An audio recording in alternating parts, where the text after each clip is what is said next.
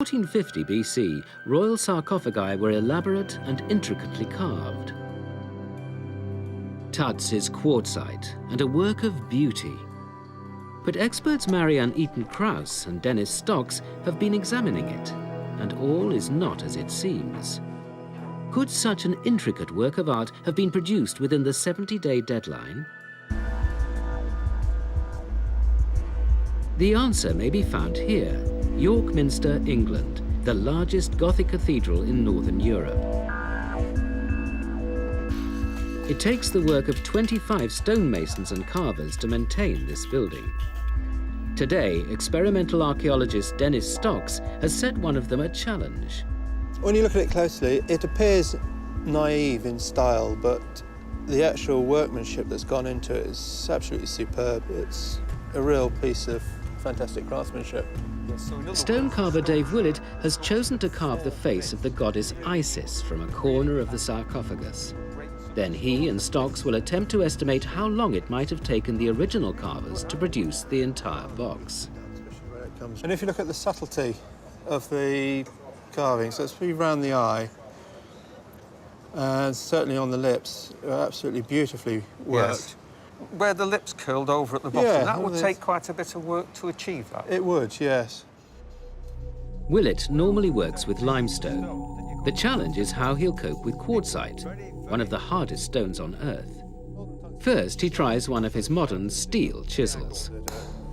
That's it. Oh, yes. It's fairly efficient. You can shift quite a bit with that. But even so... But it does wear it down pretty quick. Wear it down a little bit, yeah. Next, he tries a chisel made of bronze, a material used by the ancient Egyptians.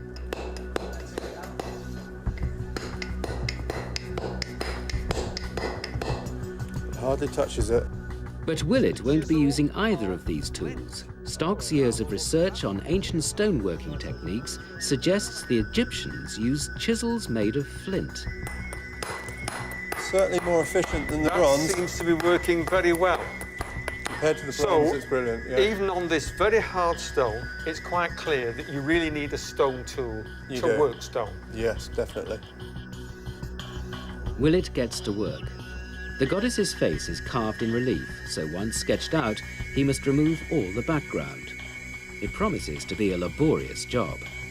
Well, I think it's so different to use a tool made of stone rather than a tool made of steel that he's going to find it quite challenging at the beginning until he gets used to it.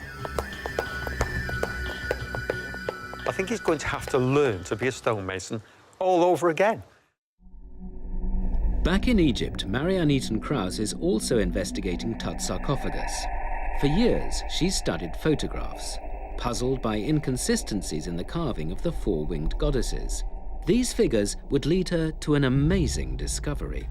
If we start here at the head end of the sarcophagus, we can see the incredible amount of detail that has been lavished on these figures.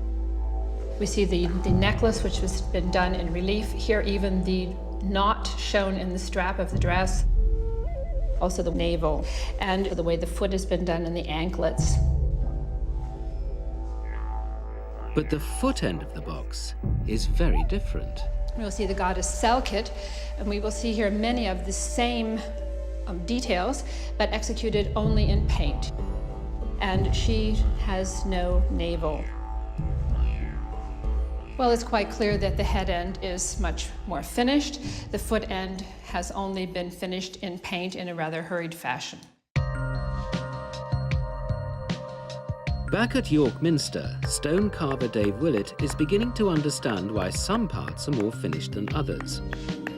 It's taken him 50 hours simply to take out the background and shape the face in relief. But he's discovering, too, how the ancient Egyptians may have produced the sarcophagus and what they went through to do it. Using these granite pounders, I think, is how they must have taken out larger areas, because it's so much more efficient than using the flints. But it's incredibly hard work.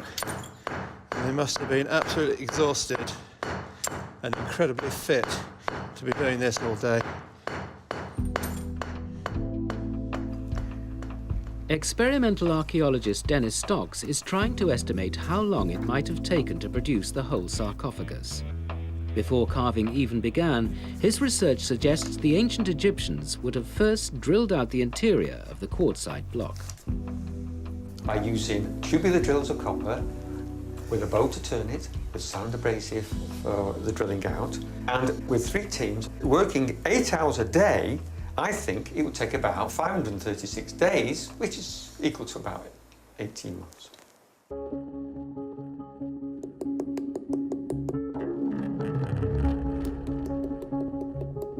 Finally, after almost 4 weeks of carving, Willett finishes the goddess. Hey! Wow! It stands right out at you, doesn't it? Well, it's a wonderful job. It really is. You know, I think it's amazing that you can produce such a level of detail with such a tiny piece of flint. It is quite incredible, really. When I first started, I thought, no way would flints be able to do this, but it certainly opened my eyes to what skill and craftsmanship they had in ancient Egypt. Using his work as a guide, Willett estimates it would have taken one man almost 6 years to carve the entire sarcophagus. But evidence suggests the box was the work of a team of craftsmen. How many men would you think could work at the same time around the sarcophagus? You could probably get about 8 or 10 round. Well, suppose we say about 10. That'll bring it down to about 8 months. So the sarcophagus could not have been carved in the 70-day deadline. Tut would have needed to have commissioned it before he died.